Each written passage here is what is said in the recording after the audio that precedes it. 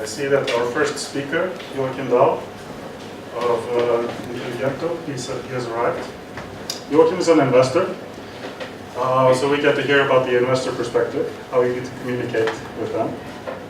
But he also has a huge amount of experience, specifically operating in Gothenburg, so I expect some really concrete and good information.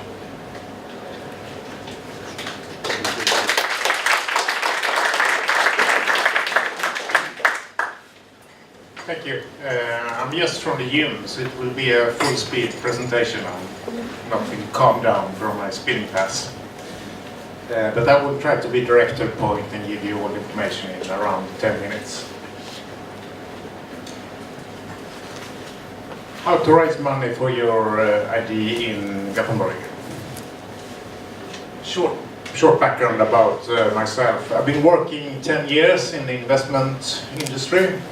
I've been working for one of the biggest venture capital firm here in Gothenburg, and I have been involved in around 150 investment projects. Today I'm in the board in several companies, 2 companies on the Stockholm Stock Exchange, and I'm also the second biggest owner in the gambling company on the Stockholm Stock Exchange. I'm an expert in presentation and working mostly with business development and like an advisor for a company like yours. Step-by-step advice. What do you think about what should you do to raise money? Which is really important. You need to understand the background or the foundation about raising money. Someone will give you money, for example 100 Swedish crowns. He or she will have 1 or 10 Swedish crowns back. So it's really important to remember what when you get money from an investor, in the end the investor will have more money back from you. And it's 3 things you need to go forward to raise money. Number 1 is it when you're thinking about raising money over time.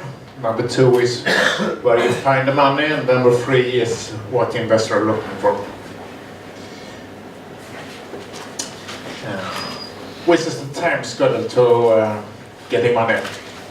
I think most of you are in the beginning here, and which is a really hard time you will have in the beginning. It's hard to raise money for startups or companies in the early phase.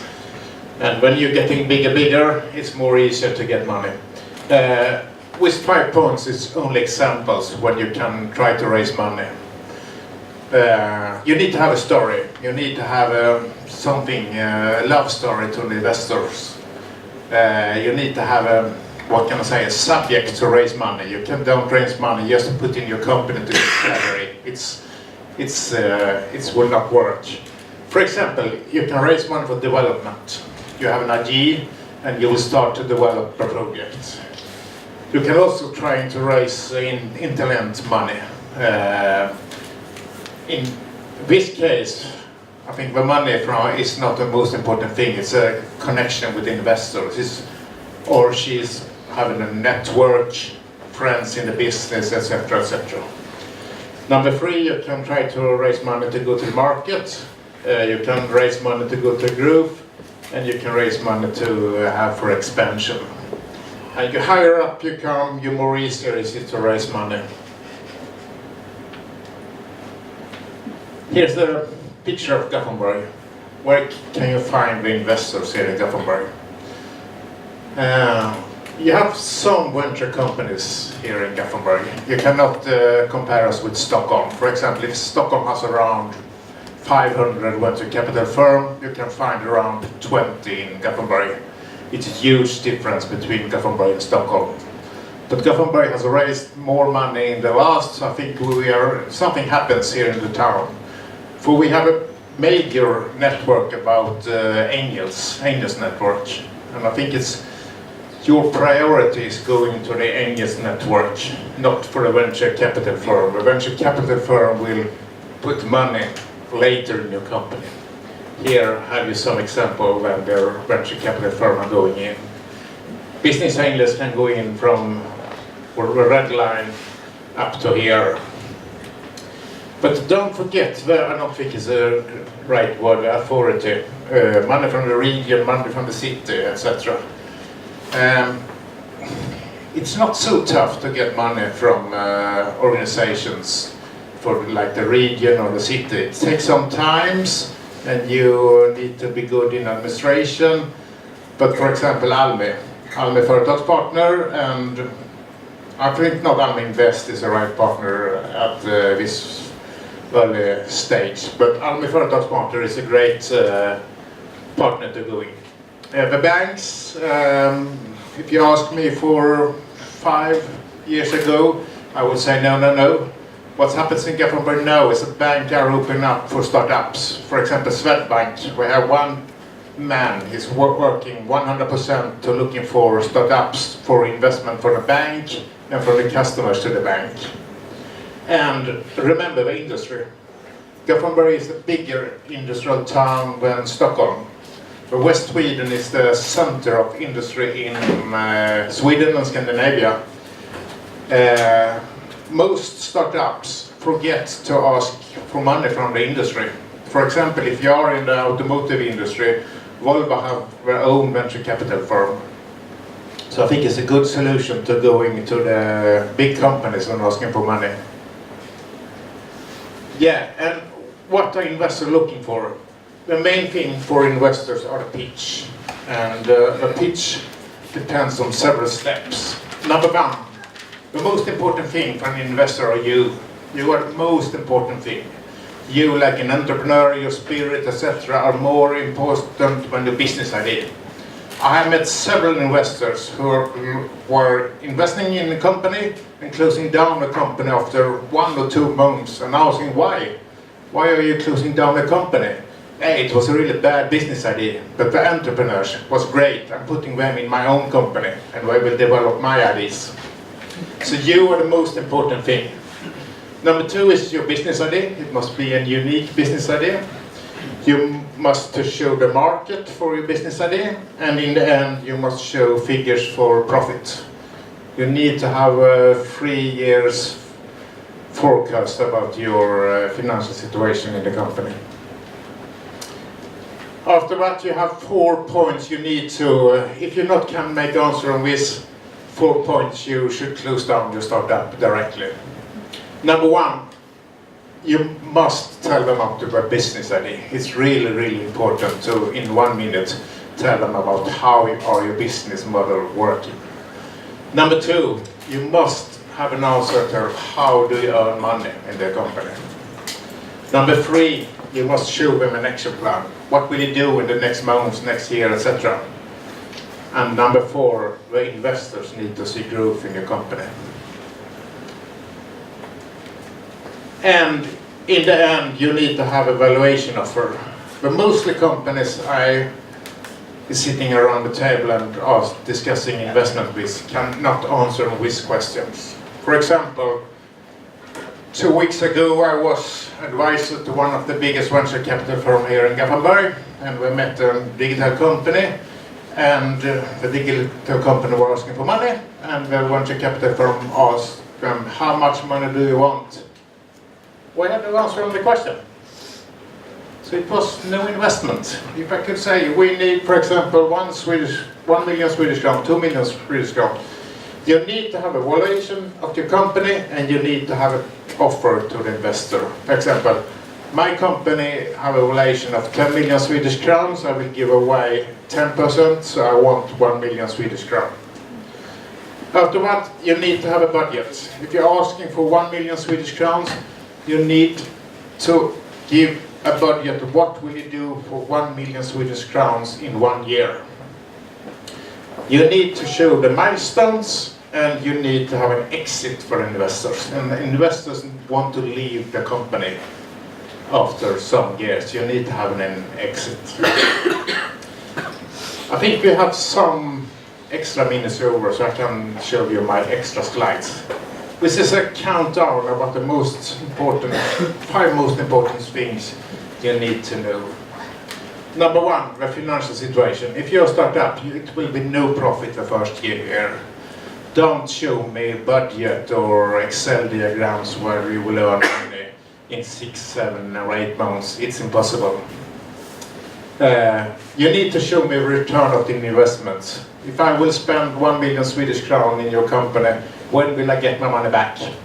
If you don't can answer on what question, I will put my money on the Stockholm Stock Exchange. It will give around 5 to 6% back. So it's more easier for me to invest in the Stockholm Stock Exchange than in your company. And bring me an exit.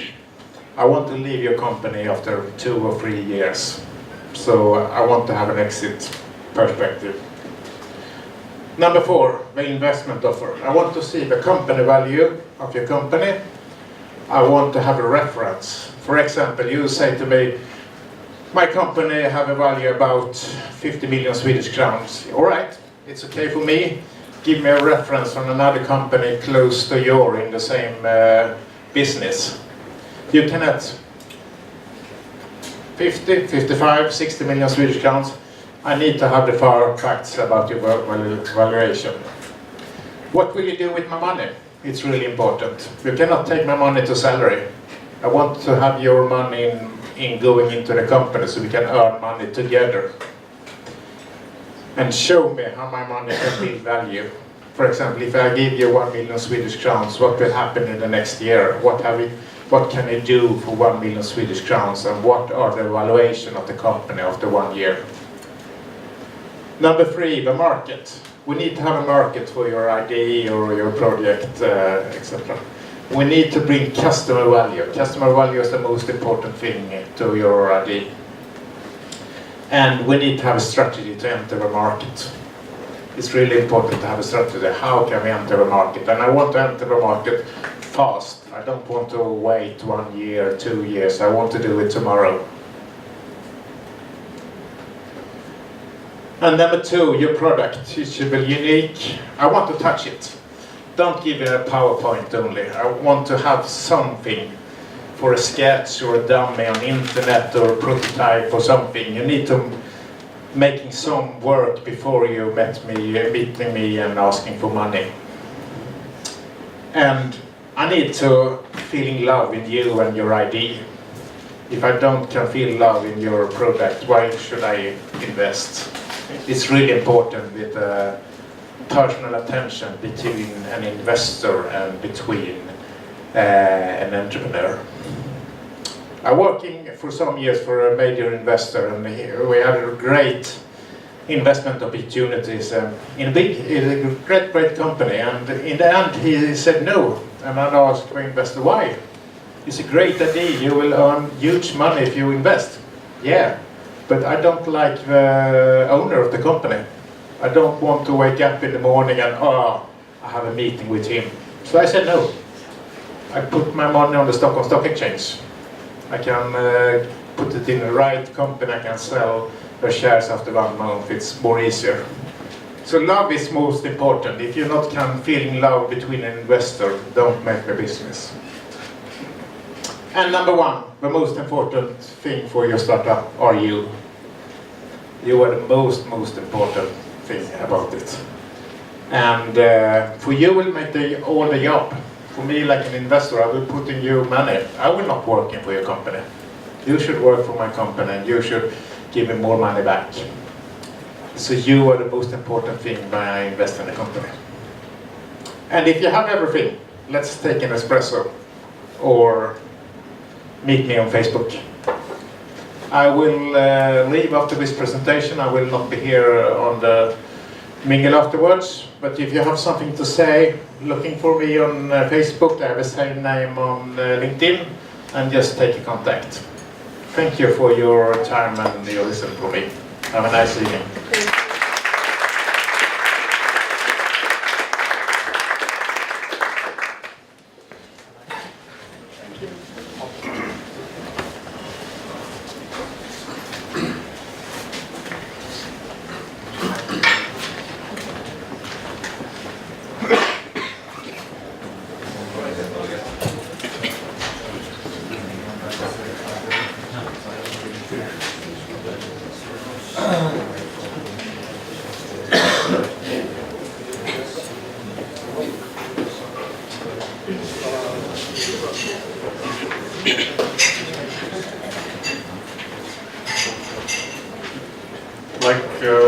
almost every entrepreneur you talk about in the Gothenburg region, at some point, if you're talking about funding, just like Joakim just mentioned himself, you will hear about Almi. So how exactly do you get funding from Almi? What kind of funding, and how do you go about it, and how can you help the entrepreneurs? I think Ola will give us some answers on this, correct? I hope so.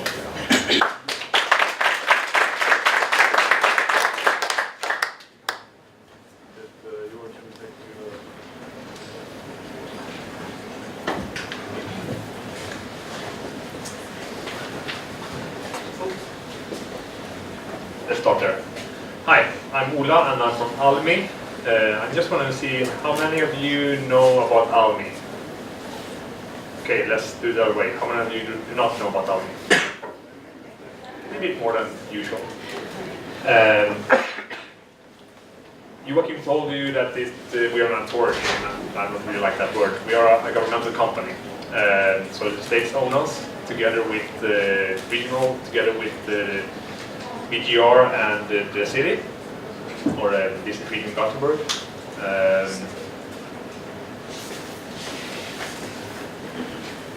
We do pretty much two things. We give away money and we give away advice. So I'm working basically with mostly with the advice giving. You're all welcome to us to discuss your ideas, especially if there is an innovation touch to it. It's free and it's non-confidentiality. You will see my contact information at the bottom of next slide, so you can just contact me whenever you want. Or go to our website and there is a chat function or something service that you can also get in touch with. If you are in the digital space, you will probably meet me here in Gothenburg. So, besides the advice part, because that's not what we're going to talk about here today, we're going to talk about money, right? And I'm going to give you a brief introduction to the landscape of public funding or semi-public funding that's available for you as an entrepreneur in Gothenburg region. So if you are from Kungsbacka, for example, there is a little bit different because then you're in Halland, right?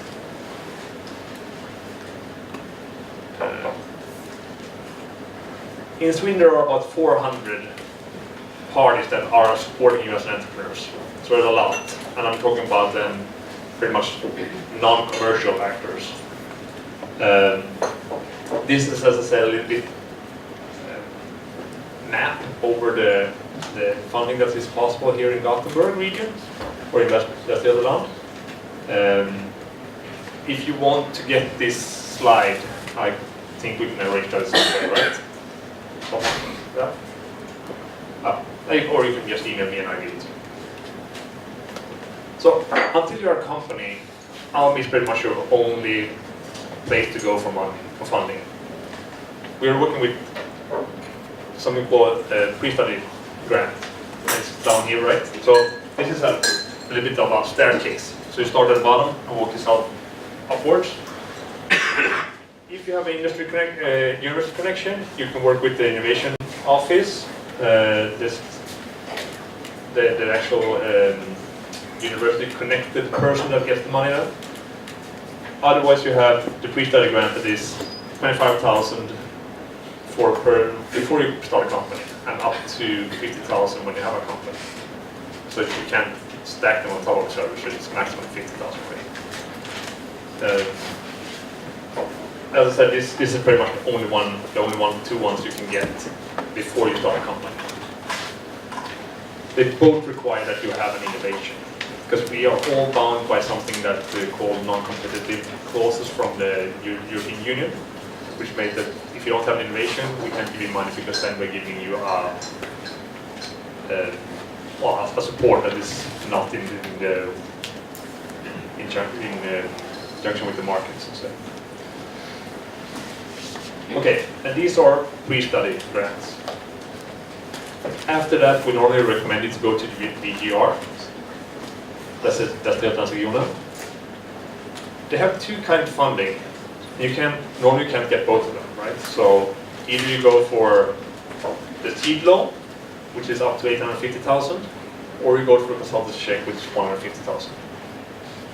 They are targeted to a little bit different markets, so if you are more than 3 years old as a company, you can't get the seed loan, for example. It says 50% here. Good to know is that these ones doesn't require any counter financing. However, everything, well, in these two stages at least, requires counter financing. The counter finance could be in part your own money, of course, but in some cases could be also working capital. So, not working capital, your own work. So you could put in hours to some extent. We are very bad at applying for EU grants in Sweden. I work as evaluator for Vinnova and for the European Commission regarding these grants. And the application for the European Union is a lot worse. There are very bad applications there. There are few that gets approved, but there are also a lot lower quality. So I wouldn't rule it out. This is 100% grant, so this is a good one. Also innovation, of course. Everything that is grant has to be innovation. If it comes from the government or from the public sector. We also have an innovation loan at Almi.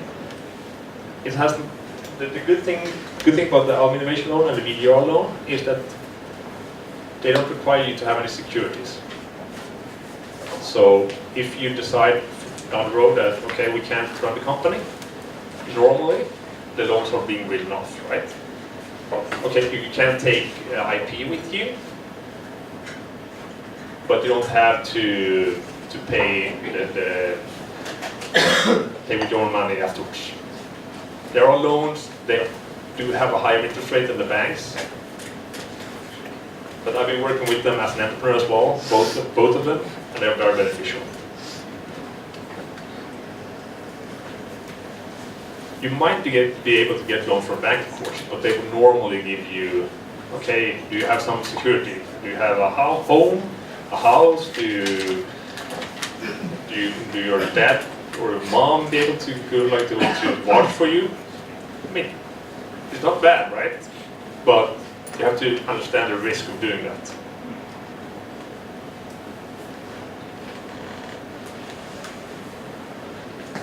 The step up here is pretty much for companies more established. So it might not be for you. These two are checks. So those are in the form of grants. Still has to be a established company, maybe 2-3 years old, 2 employees, and some turnover. But if you have an idea or a company that is not innovative, the microloan could be an option for you to start with. It's 100% financing. It's not as soft as the innovation loan or the VDR loan. I think it's, I'm not really sure, but I think it's 20% in security, so it's still 80% less than the bank will ask you for. The bad downside is that it's limited to 200,000. And actually the interest rate is quite good at that one as well. So, I mean, these are the early stage funding that are available here. There might be some others as well, depending a little bit on what industry. Vinnova has a lot of industry specific calls, for example, as to the EU. But one thing that could be good to know in connection with what Joakim said is that if you need a VDR loan and an Almi loan, so you need maybe, let's say you need 5 million Swedish crowns, right? So then you could maybe cover 1.2, 1.3 million with Almi VDR, and that will be even if the interest rate is higher than the bank, it's a lot lower than what the VCs or a business angel are requested for return on investment. So making that match with public funding and private funding is normally a good thing for as an argument for VCs as well. I will be here afterwards, so if you would like to talk to me, just grab me here for a call. Or do you have a question right now? Just got a couple of quick ones. One is, what is an innovation? So what's required there? And on the interest rate side of things, can you give a guideline, like how much more than some normal rate is out there? Okay. So innovation is not exact science. I know there are a lot of engineers here, so 1 + 1 is not 2 when you talk about innovation. But if you look at it, it has to be new and unique, and it has to bring significant better value to the customer than what exists in the market today. When you look at Almi, we normally do like try to draw a line between business development or product development and innovation. And of course that line is not always very clear, but I can give you a better answer to that. I hope that's a little bit guidance as well, at least. Regarding the interest rate, I would guess, don't write this down. I would guess this is about 4 or 5%. This maybe is 10. Here you pay back by part of your revenue or turnover. Here you pay back as of during 5 years. So this one is much better than this one, for example. But still, with a 10% interest rate, no security, it's not a bad option, right? I think this one is about the same level as VDR loan. But it's all about risk classification. So, but normally when in this stage you are high risk holding. Very study grants, there you mentioned companies there, right? National personal companies. That means like if I'm working inside a company and I have maybe one or two free study within that, so is that something there? It is. If it's an established company, in some cases it can even be higher than 50,000. It has to be like distinct from product development. So it should be like a new business area or something like that. Is there any more criteria to it, like like university connection or? One more? Do we have more criteria, like we should maybe have some university backing or some industry backing? Not like that, no. It's quite, as Joakim said, it's quite easy to, like if you have an innovation and a business case, it's quite easy to get hold of the pre-study grant. Some limitations is that you can't use it for salaries and stuff, you have to use it for external costs. It can't be for travel or that kind of things. But, I mean, give us a call. We will explain, like look into your case and see if it's. It has to be a pre-study. That's like, think about it. You should validate the hypothesis with grant.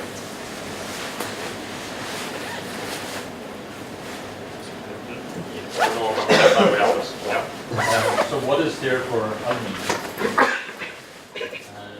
Do we have to give some equity in terms of this money or? Okay, Almi has an Almi Invest, which is not on this slide, which is a venture capital firm. And then they will take equity. Almi normally work with loans, but with this grant, it's no repayment, no equity. Nothing like that. So I mean, this is 3 months basically. Yeah. How do you quantify or measure the uniqueness? Like you just search the patents registered in the field within Sweden or through the Europe or worldwide? Normally we look on a worldwide basis. It could be some case that's not applicable. So I normally use the case. Do you know what Let's Deal? The company Let's Deal, right? So they took Groupon to Sweden. Carbon copy, no innovation. Very, very easy for us to say that this already exists in the market, right? But if the idea has some component that makes it very unique for the specific market, then we can look at it that, okay, this is new and it has add value by being adapted to the current market, right? But that's a hard case to make. That last question. Does Vinnova also funds other ideas other than industry and very technical specific startups?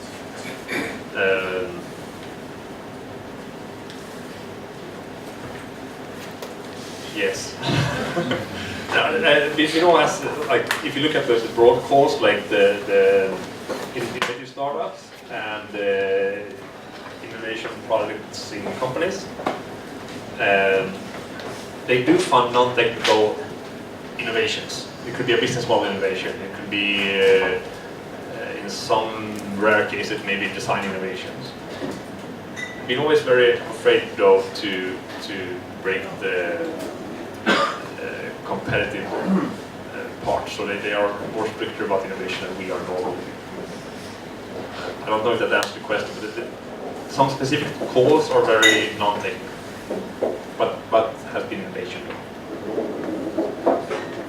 It's the Swedish Innovation Agency to describe it. We don't think that. Thank you. Thank you.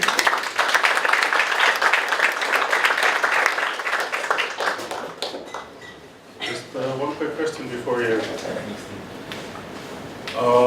Before the event started, you were telling me that if I have an idea, I don't know whether or not I can apply for something, I should still approach you to get a meeting, correct?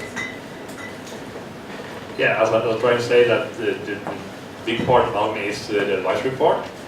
And we try to help you in any case we can there.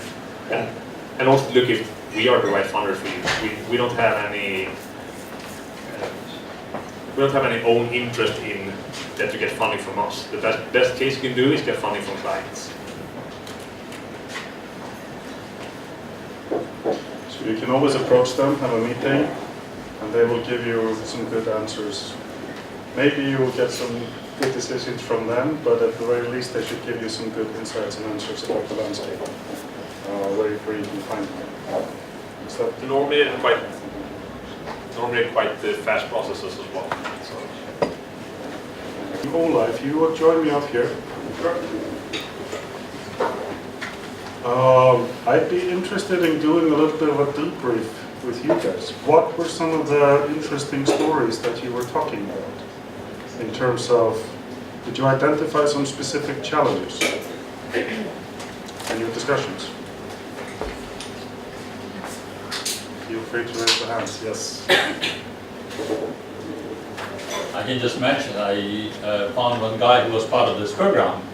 So I had an interesting conversation with him about, he was part of the previous batch, and it sounded quite interesting. And in his own words, it was very challenging. It was very challenging, yes.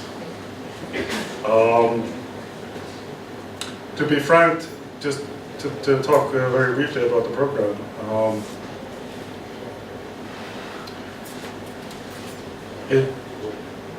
yes, it is challenging. It is an extra, it's like taking a 50% job on top of, that happens mostly in the evenings. And you have to coordinate with other people. There's quite a bit of teamwork happening and working in groups, etc. Like I was telling somebody here that was asking about it, this program is being run in over 170 cities. And the statistics from Silicon Valley tell us that 30% graduate on average over the whole.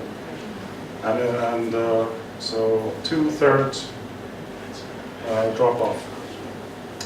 But there is a plan B for the program. Anybody who joins and has to drop off for some reason can join the next batch. So if you take time to further develop the idea, or if you come up with something completely new, that's always an option. Yes? It's just regarding this program. So I went online and checked, and I saw that you have to do some application regarding it. Yes. And in that application, like, is there any chance that you're not going to be accepted? Do you have any statistics about that? And also on the other side, is it going to be only about startup and only about the funding part, or is it going to be about the general aspect? I think, yeah, I remember the slide now, but yeah, okay, the first one then.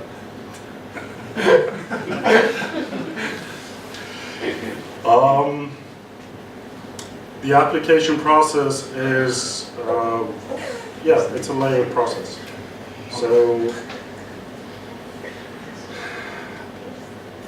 the first step is you have to describe an idea, or you have to describe a challenge that you want to develop an idea for. Second thing is you get an invitation. They've developed something called an entrepreneurial aptitude test. It's part personality test and part something different.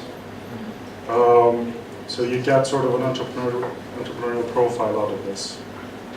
It's been featured quite a bit. I have a psychology background myself, so when I took it, there was a lot of overlap into something like the Big Five. So it's based on real science.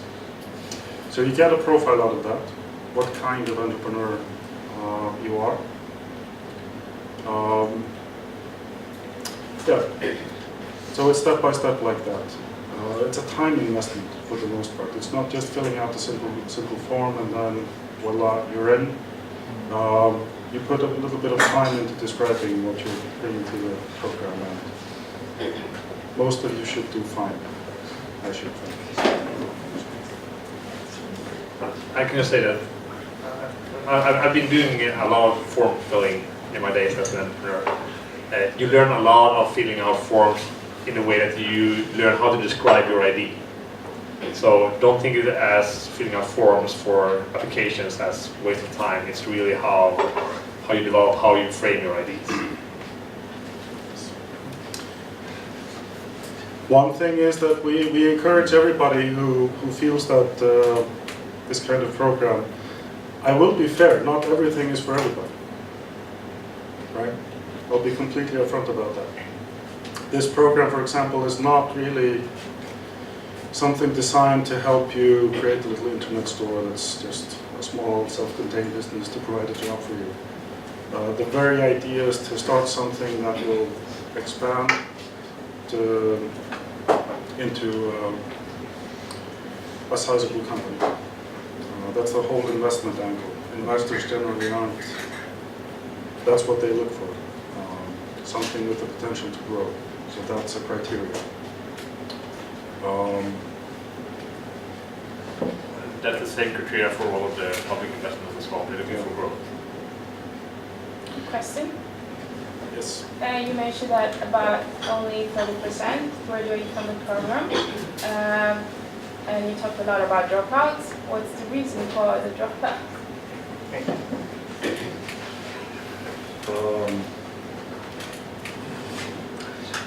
Reasons for dropping out of a program. This is not a school, for one.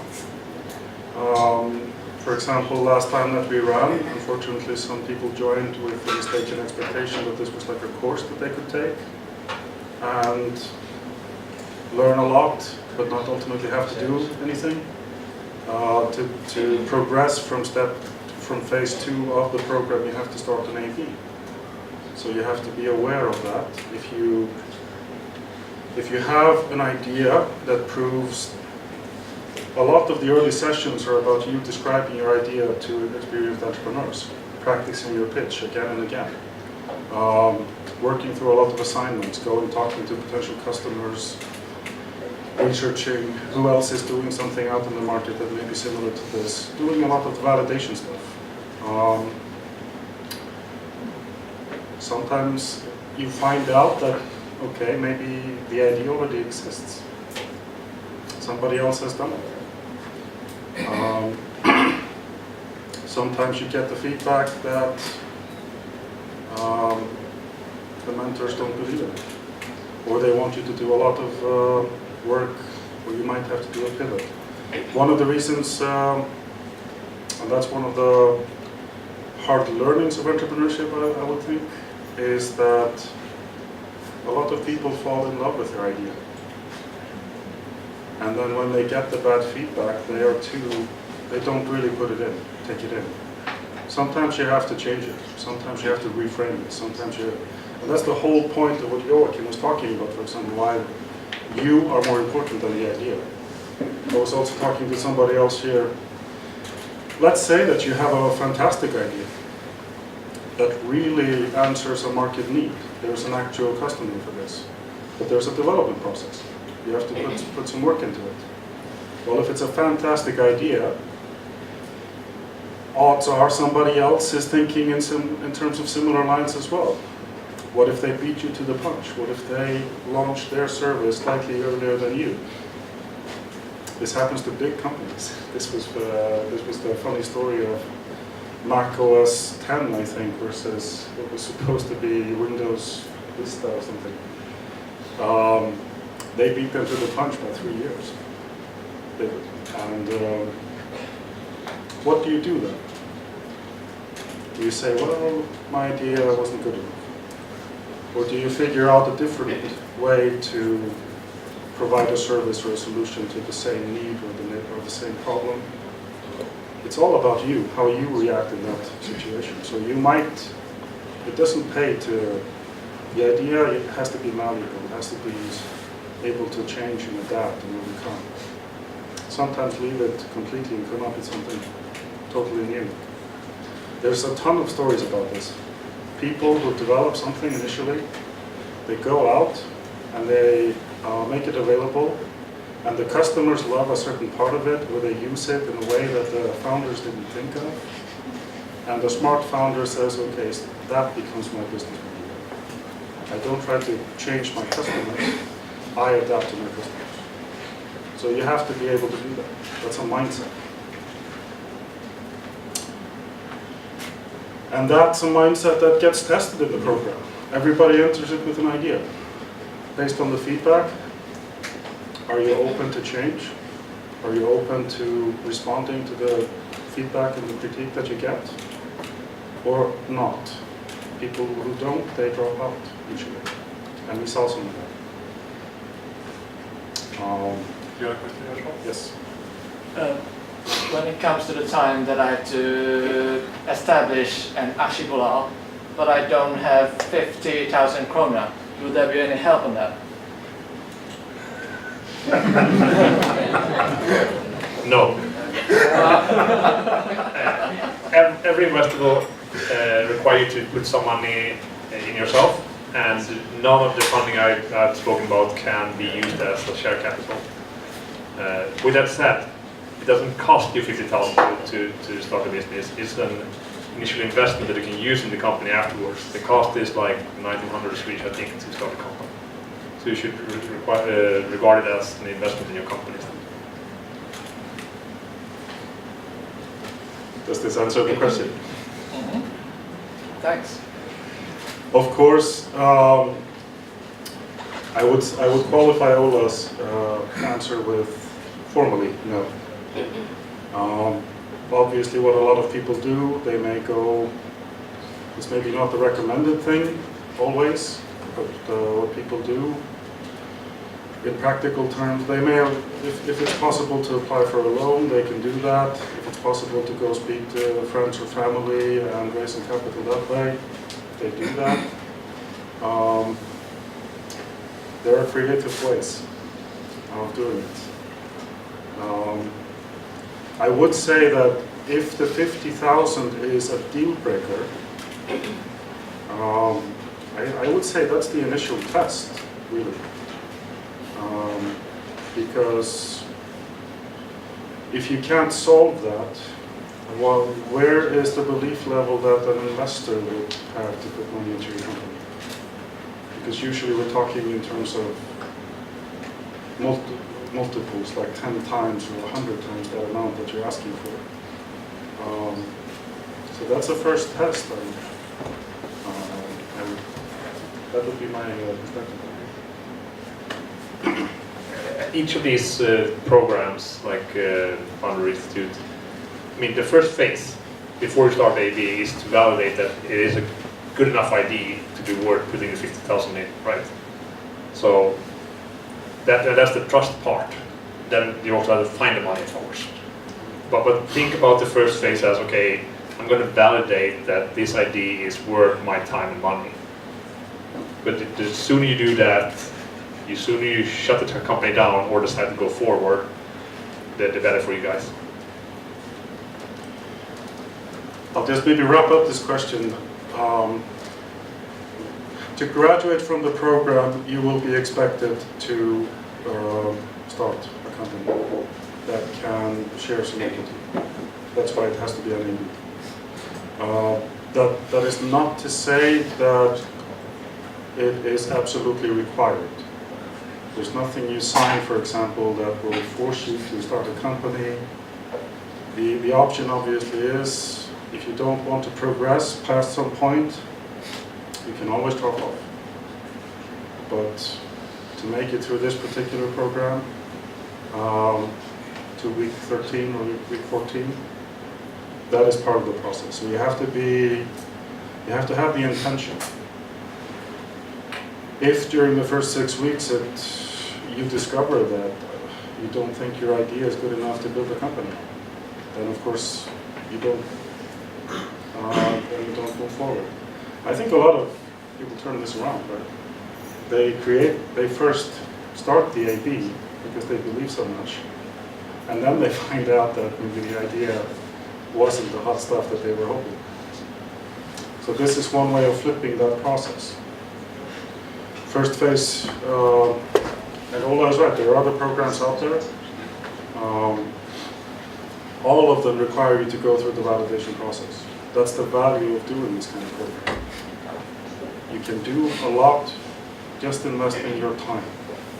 And should that prove that you have a real thing in your hands, then you have a that much more intelligent decision then it's an investment. You know it's going to bear fruit at that point. Does this make sense? Does it answer? Definitely. Yes? I will start a podcast next year called Podden Vanligt Folk, and I'm thinking about a Kickstarter campaign. What are your advice to me to be successful? So crowdfunding in general is, when you're talking about this, I would say that it's a marketing campaign, not a fundraising campaign. It costs a lot of money to do a good fundraising on Kickstarter or funded by me or on any other platform. With that said, it's not a bad option if you have mostly consumer application, but you have to frame it in a good way, and it costs money to produce the content for doing that. It might be that you have a competence yourself, but it's not as easy as it sounds. Did it answer the question? No, that was a piece of advice, I think. I'm just be aware of the pitfalls, so to say. It is hard, but I mean, you have a lot of companies that have made it really good as well.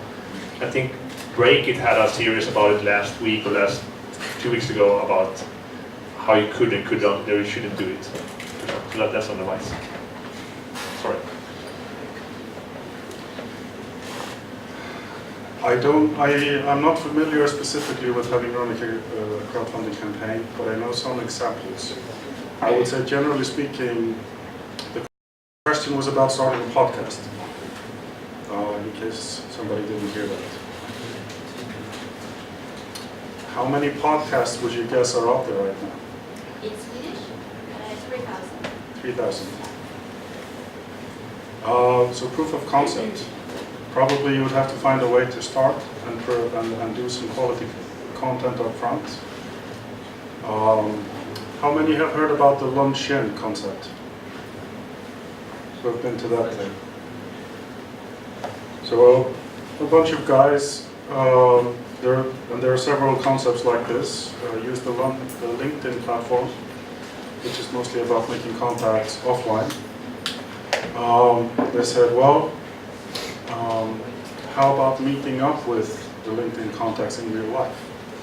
So they made this concept about luncheon. So at a restaurant at a specific time during each week, you can show up, meet with your LinkedIn contacts or make new LinkedIn contacts, that kind of thing. They started this thing and it spread all over so fast that at some point they figured out they need to administer it. They need to have people working to coordinate and administrate. So they ran a crowdfunding campaign. Obviously they had people showing up who were investing. And that's the thing about podcasts. You would want listeners who won't help you launch it. But crowdfunding is also a few years old now. And that means you can't do it in half measures. Anything you do has to be really high quality. If you just look at Indiegogo or Kickstarter or the other platforms, gone are the days where you could create a description, for example, without proof of concept, showing exactly how it works, having a demo, that kind of thing. You could do that in the beginning. A lot of people succeeded with that, but not today. So you would always have to start on your own. But crowdfunding is most certainly one of the options out there. This is also a case where researching the market. Who else has done this? How did they do it? There's always articles and there's interviews. And so giving a general answer is not easy to this. Probably you can find a specific case where you can draw some insights. And that goes for any kind of idea that you want to do this for. Yes? Regarding the program, is it involving in-depth in the feasibility study and business model, or not? What do you mean by in-depth? For example, if like to establish the entrepreneurs or the one who has an idea and he wants to make it as a company, and he know about the business plan or the feasibility study, but he doesn't know how, or she doesn't know how to start. There's two, for our particular program, I'll answer this in, there's two ways. There's two tracks. One is the normal track, I would say, and that's if you're starting at the idea stage. That means that what you're asking about, these are some of your assignments. You will have to research different business plans, and you will have to pick one, and you will have to tailor it to match your offering. Then there is also a more advanced track for those that have done a fair bit of work. They already have the idea and some of the elements in play. And that means that's a lot more in depth. There you really have to go and you're not researching basic level stuff there. So that's a lot about outreach, getting actual meetings with the kind of companies that would be your customers and doing a lot of things like this. Because you have something to show at those meetings. With the other track you don't. So that's more, I guess, base level. Does this answer the question? Yeah. Yes. Just a quick input to the crowdfunding. Be prepared that if you do crowdfunding, unless you have a very special product, be prepared to put in a lot of money in commercial for it, like 50, 100,000, 1-2 week easily. Be prepared to put that in to really spread the word. If you know I'm going to get 500,000 or 1 million, it's worth it. But if you think I don't have any money, I'm going to start everything from the bottom with this, then it's going to be very tough unless you have a super unique product. Thank you. I would maybe add something to this based on a small personal experience. I participated in a crowdfunding. Those were a physical product, not a virtual one. Based on the initial marketing,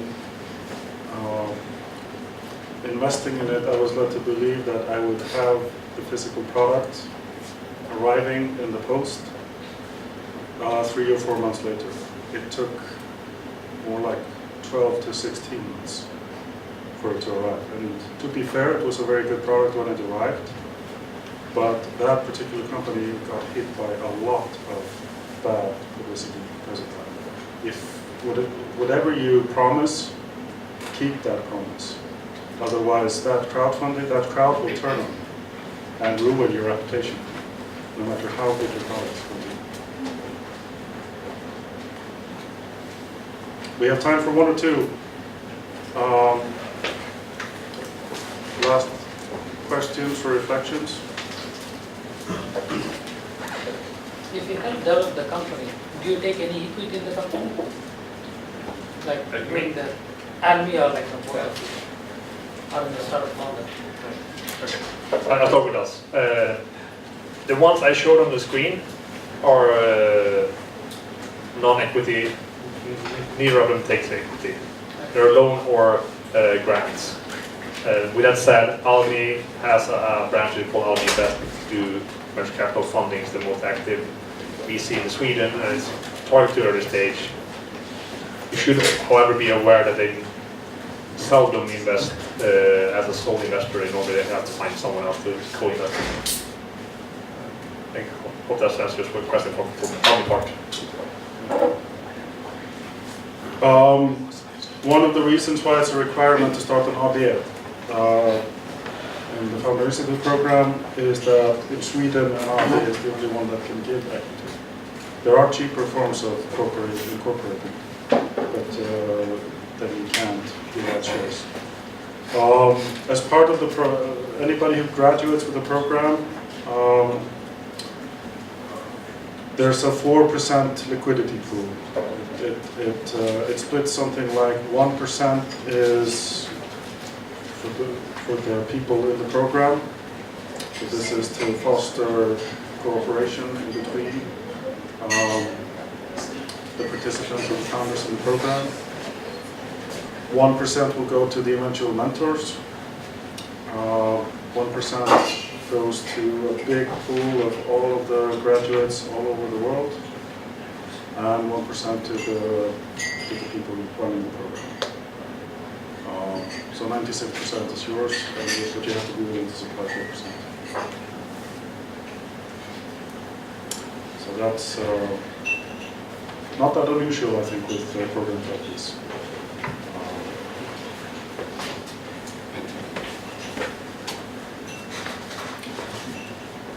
And if you already have an AB, what can you offer for me?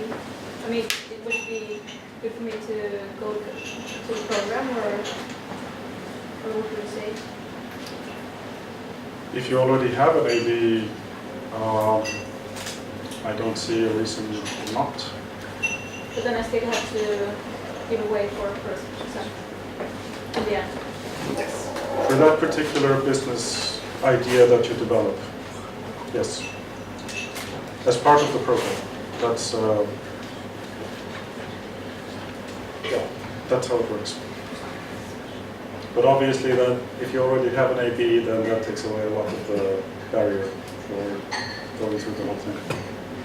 But the good thing, you have 96% of something maybe in there instead of 100% of zero. Exactly. Now, it's not to be underestimated. We have something like 40 mentors currently. All of these mentors have started several companies. They are volunteering their time. They don't get paid anything. So the whole idea is that they invest a lot of their time and advice and their connections, and they can really facilitate the process. And if it works, if it turns into a big thing, then of course that 1% is worth something. But 1% of nothing is nothing, right?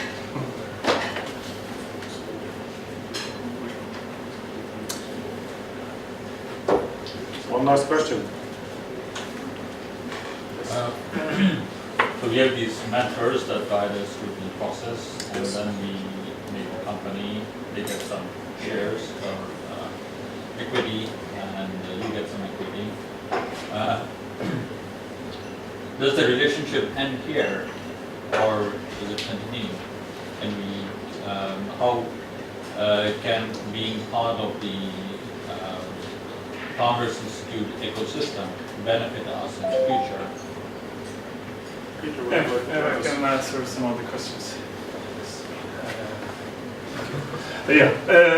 First of all, after you graduate from the program, you get $10,000 to get your company started. Another thing is to be part of the incubator program. So some of them, the best ones, have the possibility to go to US and meet and become of the Founders Institute program in Silicon Valley. The other ones can participate in the next step. So there's another step there where you, I don't remember, do you have the slide? Oh, back there. Yeah. So you can go into the Funder Lab. And of course you have international, all the mentors and all the graduates. The network, you can participate on network meetings all over Europe and also in US. So that's another benefit you can have of the program. So I was down in Sofia in the beginning of the summer and met the American mentors and also the European graduates for last year. So that's, you will get more. And we want you actually to go into the Funder Lab afterwards. Can you go directly to the Funder Lab? Unfortunately, no.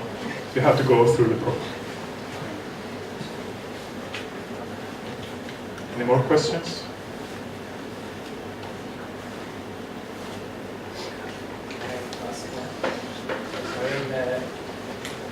How does Founders Institute view Gothenburg? Sorry, what? How does Founders Institute view Gothenburg as a place for startups? Well, the thing is, Silicon Valley thinks you don't have to be in Silicon Valley to start a company and to become successful. Basically, this Founders Institute is about the mindset that you're thinking global from the start. And you will get all the support you can get from us and from the mentors here, of course, but also internationally by this network. So basically, the Founders Institute is going to support you to grow a profitable company. I mean, we get 1% of your company in the Founders Institute, but I mean, that is really nothing if you don't become a unicorn or something. So basically, what we see, this is almost like a non-profit organization from our view. Of course, the more successful you are, the bigger the share will be. So of course, we want you to succeed. That's why we have this. One unique thing I think about Founders Institute compared to the other ventures here is this network, right, across the world. Which, I mean, if you don't really use that, then it's the same as any other venture, right? But it's really easy to connect with people, and you can ask us. I'm, for once, is also part of the Silicon Viking network. So if you need connections in Silicon Valley, we are the bridge to help you find, for instance, lawyers or people in US. And we can also go the other way. If you want to go to China and look for investors, we can do that. So. Maybe one addition to this. The feedback that we've gotten from Founders Institute in Silicon Valley is typically most of the 170 cities are capital cities. There's a Founders Institute program, for example, in Stockholm and in Gothenburg. It's the heavy industry here, the strength of that.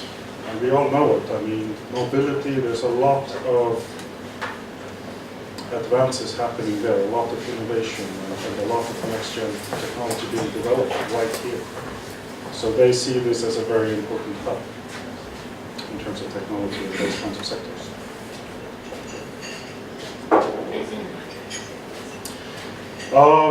I want to wrap it up here and give you maybe 15 or 20 minutes opportunity to say hello to somebody that you didn't get an opportunity the last time. 3 things. We've talked a lot about the program. We had a lot of questions about the program actually. That one option, if you've looked into this and you feel that this is something that might be a good match, we have members of our team here tonight, and they can help you start the application process. The second thing, if you feel that you still, if it might be a match but you need more information, we have 2 options for you. One is that right here at the Hive, Peter has every Monday something called Startup Monday. So basically this lounge area is open for anybody who wants to come and work. So what we've been thinking at this point is we are going to offer somebody from the team will be here for several hours. So if you want to come and meet with us, have a coffee, talk more one-on-one, that's an option. Third thing, the headquarters in Silicon Valley, they have a virtual follow-up meeting after each of these sessions. And you should all get an email if you signed into with an invite to that. And that means you get to listen to the guys at the headquarters who are driving the whole thing everywhere. And get opportunities to ask some questions there, etc. for some further evaluation.